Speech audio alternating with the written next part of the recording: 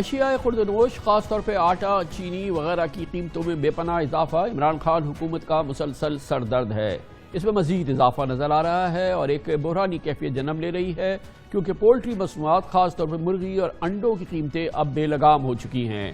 چند روز قبل competitive commission نے ایک رپورٹ شائع کی تھی جس میں کہا گیا تھا کہ چکن مصنوعات مہنگی ہونے کی وجہ مرغی کی خوراک مہنگی ہونا ہے۔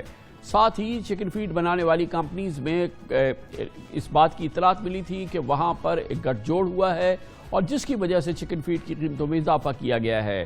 پاکستان کے مختلف شہروں میں اس وقت کہیں بھی زندہ مرغی 300 روپے کلو سے کم نہیں ہے، جبکہ دوسری چکن یا چکن کا گوشت جو ہے وہ 700 روپے کلو کی سطح کو چھو رہا ہے۔ کل گزشتہ ایک سال کے دوران ہمیں بتایا گیا ہے کہ مرغی کی قیمتوں میں 60% اضافہ ہو چکا ہے۔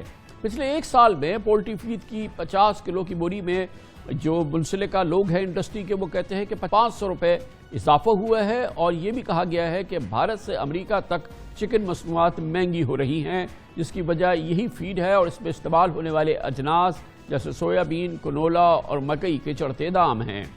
وجوہات جو بھی ہوں، حکومت کی جانب سے مرغی کی قیمت میں کمی کے لیے کوئی مؤثر اقدامات نظر نہیں آ رہے، اور اس حوالے سے ہم آپ کو اس کی تفصیلات دیتے ہیں، اور ایک ہم نے اس کے لیے خصوصی رپورٹ ترتیب دی ہے۔ ہمارے نمائندے خصوصی حماد عالم کی رپورٹ دیکھیں۔ مرغی آئی یا انڈا، اس گتھی کا تو پتہ نہیں، لیکن مرغی کی قیمتوں میں حالیہ اضافے کی وجوہات کا پتہ چل گیا ہے۔ پولٹری فارمرز جس چوزے کو 6 ہفتوں میں فربا کر کے مرغی بناتے ہیں، اس کے دام گزشتہ سال مئی میں 35 روپے تھے، جو آج بلند ترین سطح 84 روپے کو چھو گئے۔ صرف یہی نہیں، مرغی کی خوراک کی فی کلو قیمت 63 سے بڑھ کر 73 روپے کلو تک پہنچ گئی۔ سونے پہ سہاگا یہ کہ رانی کھیت کی بیماری لگ بھگ 25% پیداوار کھا گئی۔ یہی وجہ ہے کہ زندہ مرغی گزشتہ ایک سال میں بتدریج اضافے سے 200 کے بجائے اب 320 روپے کلو تک بک رہی ہے۔ ساتھ ہی ساتھ اس عرصے میں فی درجن انڈے 100 سے بڑھ کر 160 روپے تک پہنچ گئے۔ ایسے میں جہاں کورونا کے باعث عوام کو صحت مند خوراک کی اشد ضرورت ہے، مرغی اور انڈوں کی قیمتوں میں مسلسل اضافہ ان کی مشکلات میں اضافہ کر رہا ہے۔ ایک مڈل کلاس کی پہنچ سے تو ہر اچھی خوراک کی دور ہو چکی ہے، وہ چاہے انڈے ہوں، مرغی ہو یا گوشت ہو۔ مرغی پہلے 300-350 روپے کلو ملتی تھی، اب 550 روپے ہے، تو اس میں 200 روپے اور ڈال لیں تو گائے کا گوشت آ جاتا ہے۔ مرغی اچھی مہنگائی تو حد سے زیادہ ہو چکی ہے ہر چیز میں۔ غریب آدمی مجبور ہے، دیکھ سکتا ہے، کھا نہیں سکتا، بہت پریشان ہے کہ حقیقت میں کوئی روکنے ٹوکنے والا تو ہے ہی نہیں، لگتا ہے حکومت نام کی کوئی چیز ہی نہیں ہے۔ امیون سسٹم کو اسٹرانگ کرنے کے لیے نا آپ طاقتور چیزیں کھائیں، مگر مطلب یہ کہ وہ سب 10 رستے باہر ہوتی چلی جا رہی ہیں۔ اب گرمی میں میں اپنی پوری لائف کے اندر اتنے مہنگے انڈے نہیں ہوں گے۔ چکن بہت مہنگا ہے، غریب آدمی تو لا ہی نہیں سکتا۔ چھوٹا گوشت ویلو 1500 روپے کلو وک رہا ہے، تے وڈا گوشت جڑا ہے وہ بڑھیاں مجھاں جڑیاں وہ 650 روپے کلو وک رہا ہے، تے مرغی جڑی ہے برا حال ہے مرغی دا، کسے کام دی مرغی نہیں، وہ بھی بہت مہنگی ہے مرغی۔ غریب آدمی جنہیں 1000 روپیہ کماون والا ہے، انہوں 500 روپے کلو گوشت لے جا کے کتوں نے کھانا پیا۔ ایک بوٹی کدی لبدی سی بچیاں نوں، ہن وہ بھی نہیں لبدی۔ غریب بندے نے روٹی کھانی ہے، اس کو کیا لگے، پرائم منسٹر صاحب کو کیا لگے کہ اپنا چکن 500 ہو، 400 ہو، 300، وہ تو اپنے گھر سکون سے بیٹھے ہیں۔ چکن کھا لیتا تھا، ہمارے غریب کا یہ ہوتا تھا کہ چلو گوشت ہمیں مل جاتا تھا، لیکن اب وہ بھی ہماری پہنچ سے باہر ہو رہا ہے۔ 500 سے بھاؤ جا رہا ہے اس ٹائم، چکن کھانے کے قابل نہیں رہا۔ غریب بندہ پہلے گوشت نہیں کھا سکتا تھا، اور ابھی تو چکن بھی غریب کے بندے سے وس سے باہر ہو گیا ہے۔ غریب تو بالکل کوئی چیز بھی افورڈ نہیں کرتا، چکن تو بہت دور کی بات ہے۔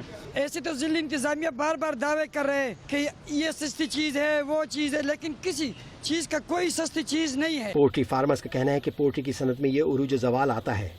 2018 اور 2019 میں بہت سے فارمرز کو چکن کی کم قیمتوں سے نقصان ہوا، بیشتر کو کاروبار بند کرنا پڑا۔ یہی وجہ ہوئی کہ جو چوزے پہلے انتہائی کم قیمتوں میں مل رہے تھے یا جنگلوں میں چھوڑ دیے جاتے تھے، اب ان کے دام ریکارڈ سطح پر پہنچ گئے ہیں۔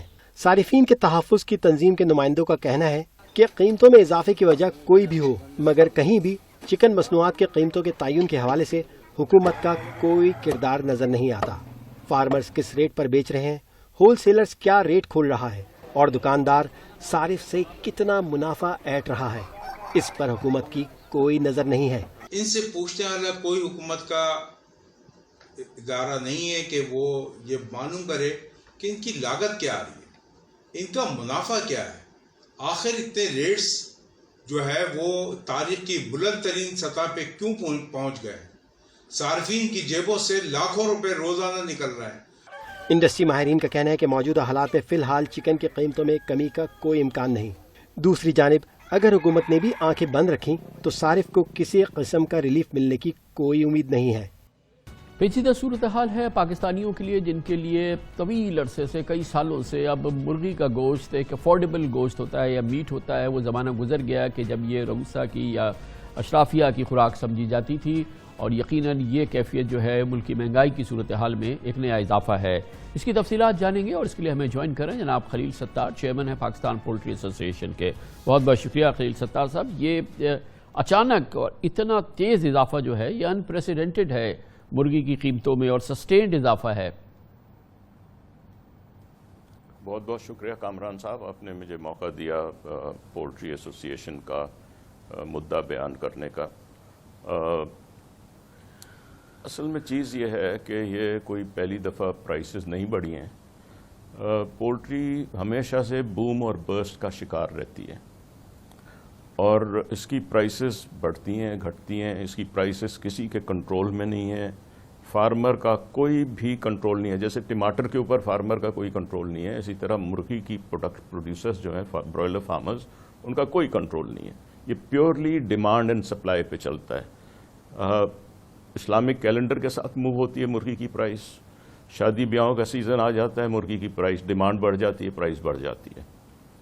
अंडे की प्राइस जो है वो मरकरी के साथ मूव होती है, मरकरी ऊपर जाती है, अंडे की प्राइस नीचे आती है। फीड प्राइस का कोई इस पर डायरेक्ट इन्फ्लुएंस नहीं है अभी तक। मैं आपको ये बड़ा एक्सप्लेन कर दूंगा सारा।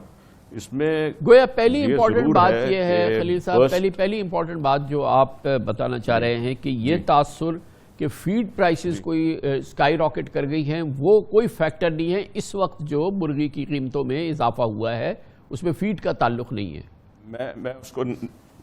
मैं उसको नलिफाई करके बताता हूं आपको। 2011 में 17% फीड की प्राइस बढ़ी, चूजे की प्राइस जो है वो 34% नीचे गिर गई और ब्रॉयलर की प्राइस जो है वो 7% बढ़ी।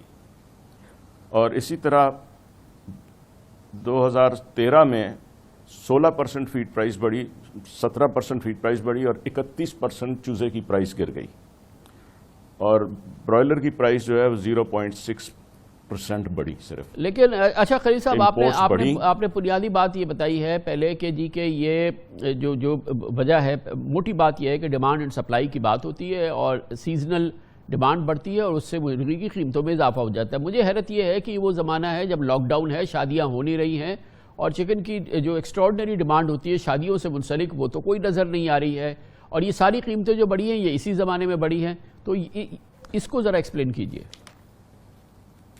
मैं सरकार उसी पे आ रहा हूँ।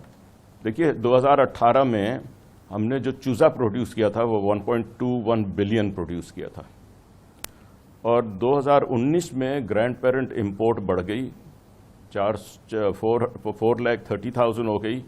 एक ब्रीडर जो है वो 4,500 चूज़े प्रोड्यूस करता है, तो हमारी प्रोडक्शन बढ़ के 1.8 बिलियन हो गई।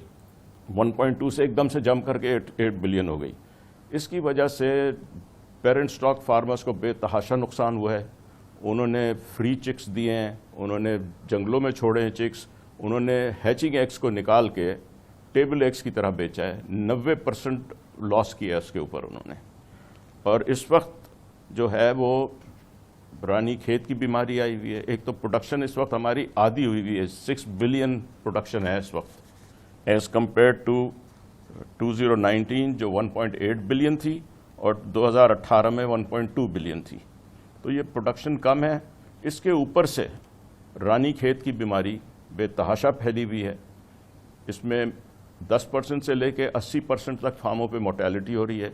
वेट गेन्स जो हैं वो बहुत ख़राब हुए हुए हैं, देर से तैयार हो रही है मुर्गी, तो मुर्गी की सप्लाई जो है वो बहुत कम हुई हुई है। इसकी वजह से इसकी प्राइसेस ज़्यादा हैं। तो ये क्या है रानी खेत की बीमारी? ये क्या है? क्या जिस मुर्गी को रानी खेत की बीमारी हो जाती है उसको इंसान खा सकता है?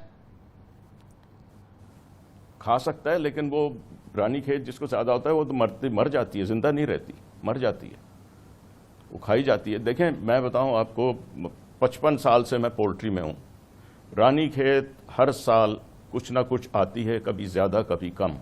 इस दफ़ा बहुत शिद्दत से आई हुई है और अनफॉर्चुनेटली हमारे लाइफ स्टॉक डिपार्टमेंट ने इरेडिकेशन का प्रोग्राम नहीं बनाया है। दुनिया में न्यू कासिल को इरेडिकेट किया गया है और उसका तरीका ये किया है कि अगर बीमारी आ जाए एक फार्म पे वो नोटिफाइबल होती है, वो उसको गवर्नमेंट आती है, लाइफ स्टॉक डिपार्टमेंट मुर्गियों को डिस्ट्रॉय करता है, फार्मर को कंपेंसेशन दे देता है ताकि वायरस फैले नहीं। ये तो वायरस तो इतना फैलता है, वायरस परिंदे उठाते हैं, तो अभी परिंदे क्या हो फिर रहा दूसरे फार्मों पे जाते है हैं। खलील सत्तार साहब, Airborne क्या हो रहा है virus।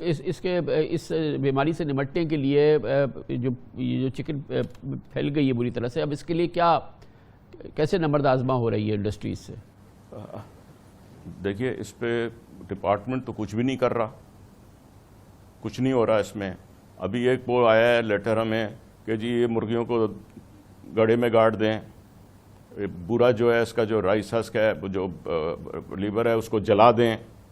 इन चीज़ों से वायरस तो नहीं रुकता ना जी। वायरस तो जब मुर्गियों में आता है वो एयरबॉर्न होता है, फैल जाता है, मुर्गी मरने से पहले वायरस फैल जाता है। अब उसको गड़े में दबाएं, अब मुर्गियों के कब्रिस्तान बनाएं, ये पॉसिबल चीज़ें नहीं हैं। तो बेसिकली इरेडिकेट करना चाहिए एक डिज़ीज़, और डिज़ीज़ को इरेडिकेट करने का यही तरीका है कि बीमारी आए, जैसे इन्होंने पहले किया है ना। इन्होंने बर्ड फ्लू के ज़माने में एक दो फार्मों पे जब बर्ड फ्लू आया, इन्होंने उस फार्मर को कंपेंसेशन दी और मुर्गियों को उसी फार्म पे मार दिया, तो वो बर्ड फ्लू रुक गया। लेकिन ये तो आपका अपना काम है, ये प्राइवेट बिजनेस है, आप खुद इसका इरेडिकेशन करें और उसको, और ये अनहेल्दी अगर फीड है या चिकन है तो ये आप किसी सूरत में बेच तो नहीं सकते ना, इरेडिकेशन भी आप करें।